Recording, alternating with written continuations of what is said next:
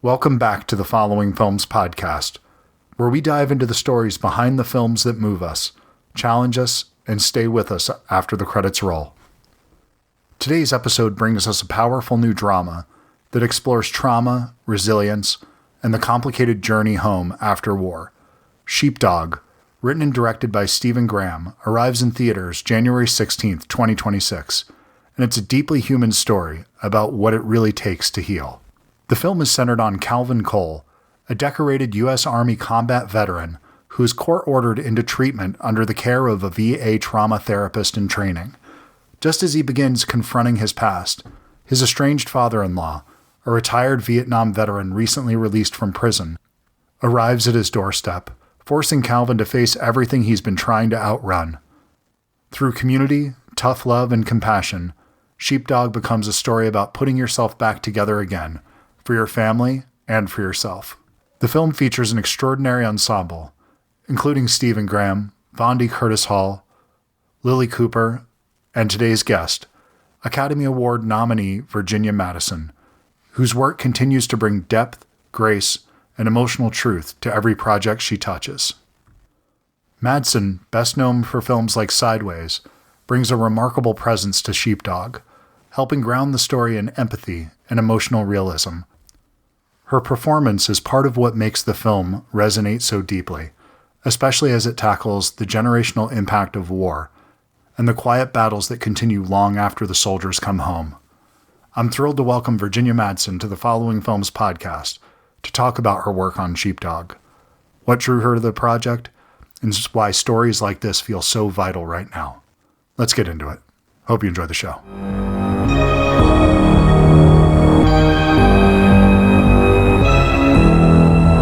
How are you today? I'm good. Thank you so much for taking time out of your morning to do this. I really appreciate it. No, thank you, because all of us really appreciate your time. It's so important that this film reach people. It means a lot. Thank you. Well, this is a very unique film in that there's a tenderness and a warmth to it that I was not expecting, especially with the subject matter. And I think it deals with the subject matter in a very honest way. It's not my personal experience, but it feels very honest and it feels very grounded in reality, a reality that feels familiar, if that makes sense. Yes, I think, when this script was coming my way,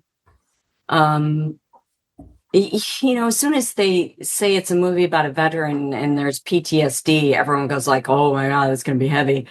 Like, well, a lot of people, first of all, don't really know what that means. And a term that I'd never heard before was post-traumatic growth. And I what a concept. What is that? And it helped me and it helped me understand that there is a way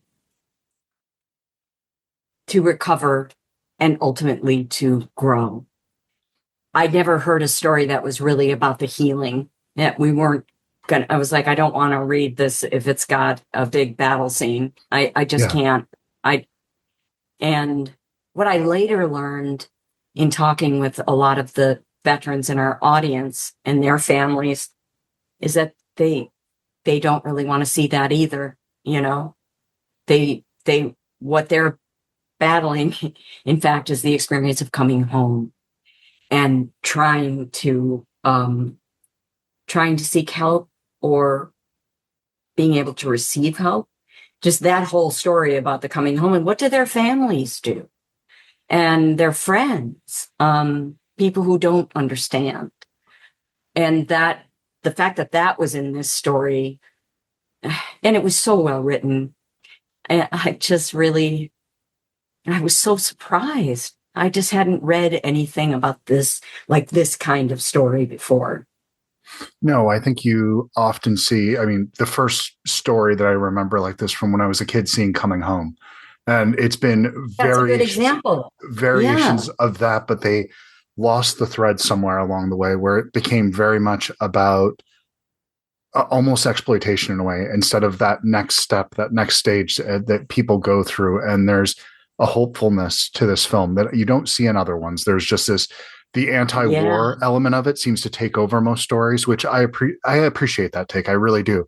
But there is humanity that exists after that. And I'm glad this film takes the time to sort of dwell on that side.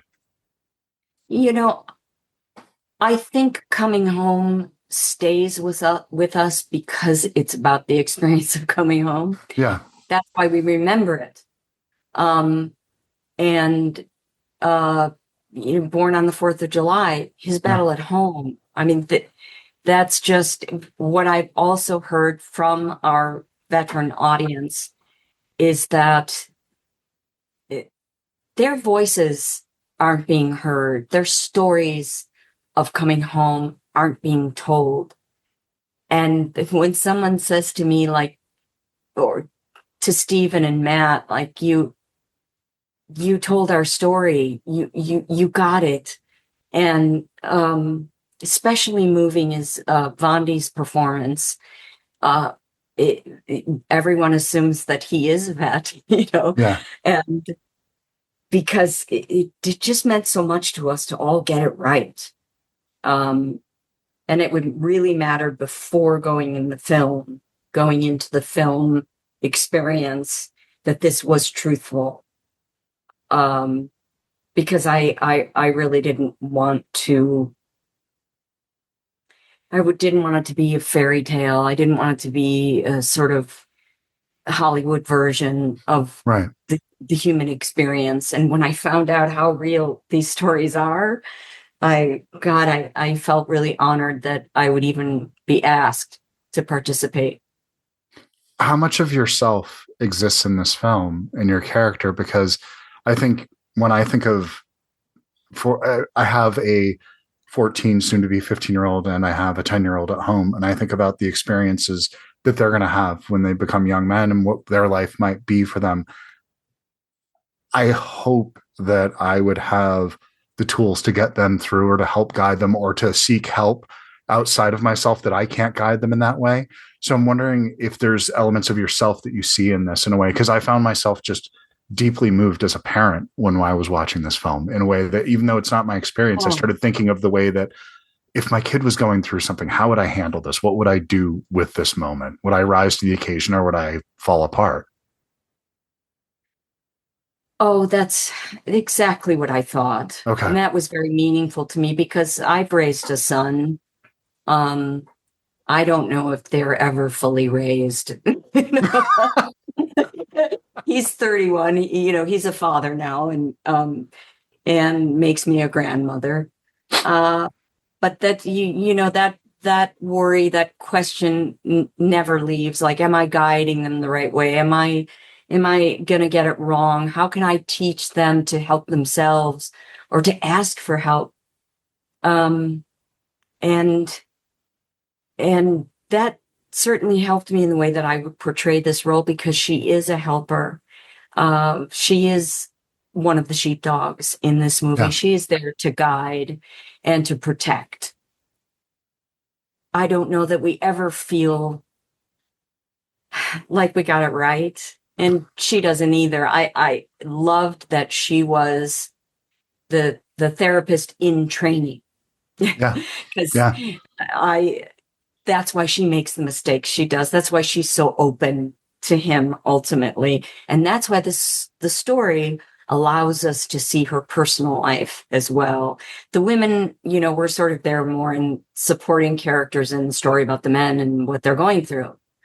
Um, I was very surprised as I'm turning the pages that, oh, she's a person who has a life. And but then we understand her motivations. We understand why she's a good helper. We understand why she cares and why she must try and help.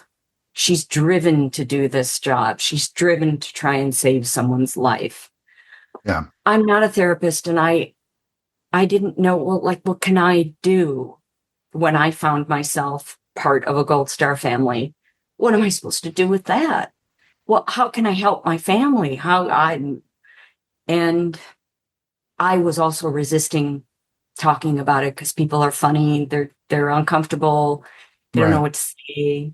So even I was, and I have experience in therapy and recovery, and I just was resistant.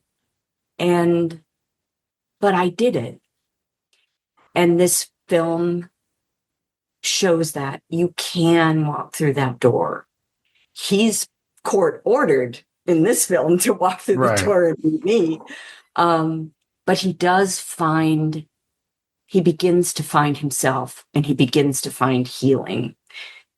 Just that first step is what you can do. And you can offer someone a hug. You can offer someone like, thank you for your service.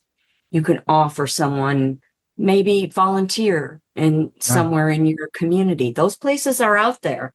If someone doesn't have a direct family member or they have been affected, because for me, I needed to somehow put these feelings into action. But the only thing really I know how to do is act. So how am I going to, I just am not, as much as I'm very good at talking, I'm not a person who sort of can go and make big speeches in the government. I need to do something. And there was a script. So I was very protective of my family and like, oh God, what Hollywood version of grief is it going to be? And it was so real and so beautiful. So I'm going to take a leap of faith, and I'm going to do the film. And I just hope people know how sincere it is, that I mean it to help. It's my own way of putting my own recovery into action and reaching out to others. It comes through in the film. It 100%. And then I was like, and then when it came time when they wanted me to like do interviews and stuff, I was like, oh, is that going to come off the right way? Like, will I say something stupid? So all I can say is that I want people to see the movie because it helps. It's a really beautiful story of hope. So the same reason that the film works is the reason that you don't have to be concerned about saying something wrong in an interview, is because the film allows people to be flawed. And the heart is what matters. And so you're in an interview, you're allowed to say something that's not the perfect summation of it. And in fact, when you don't come across, but you can hear the heart behind somebody, that's all that matters. When a project is made with heart, you can feel that. It's I don't know how you quantify cynicism when somebody is making something for the next stage of their career, or when they're making something because they think it will lead to X or it's the right thing to do. You can feel that.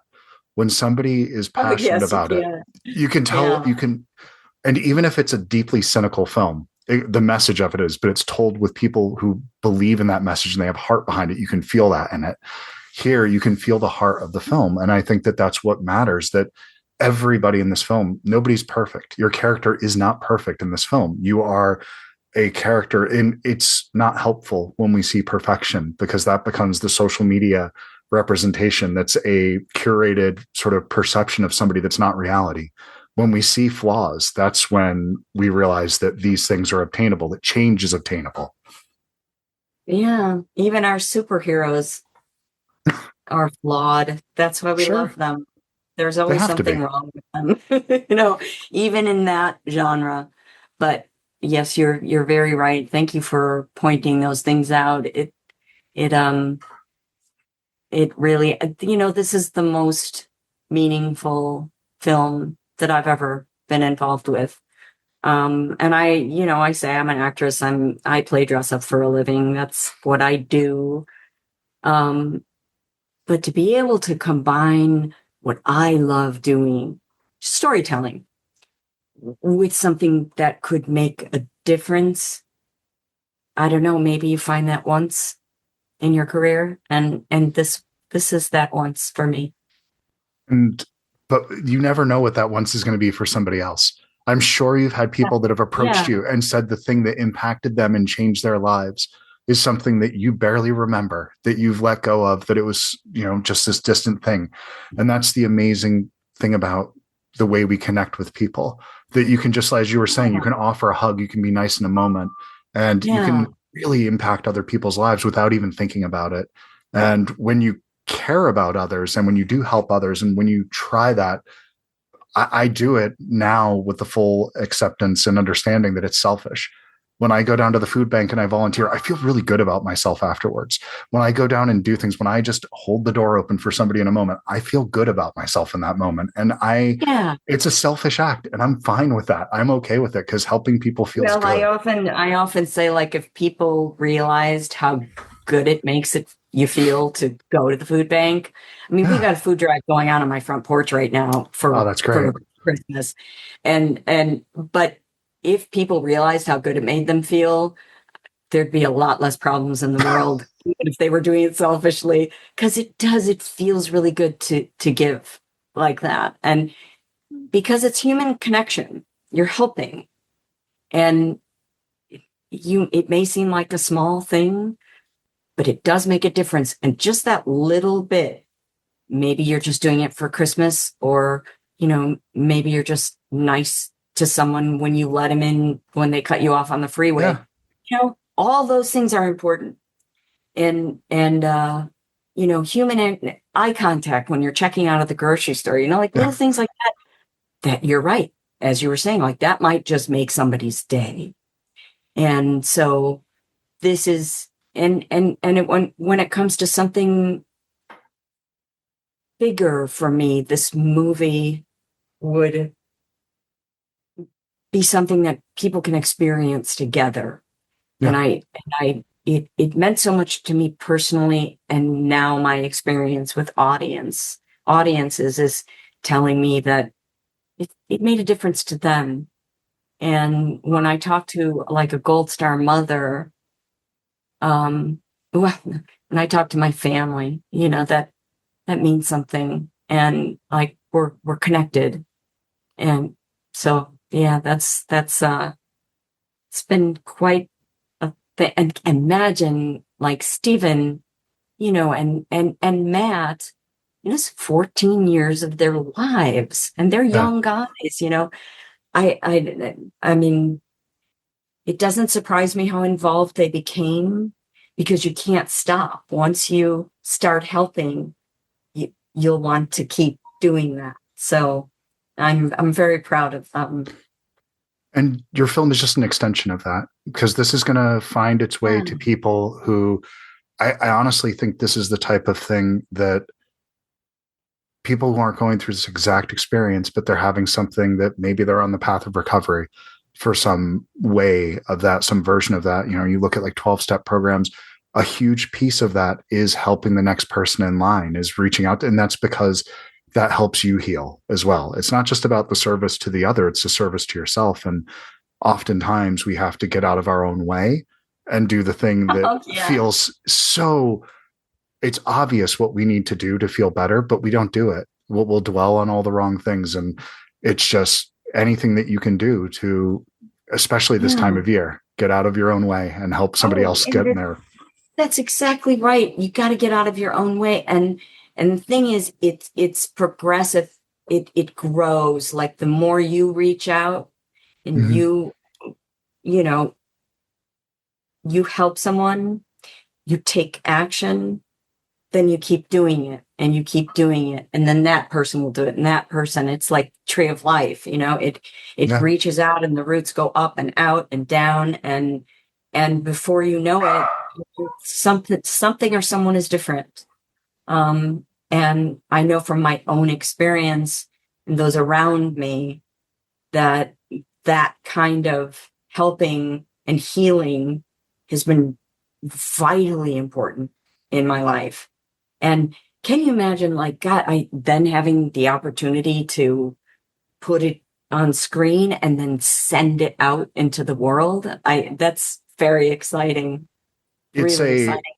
And I know making a it's like, movie that's yeah, watchable is hard enough. Making one that's yeah. going to have this kind of impact on people And with I that think it's going potential. to have legs, as they say. Yeah. Like, I think this movie's going to travel far and wide, because this movie will keep on living beyond a season. I mean, this is a story that's can probably be timeless. This is a movie that they can show for many, many years to come.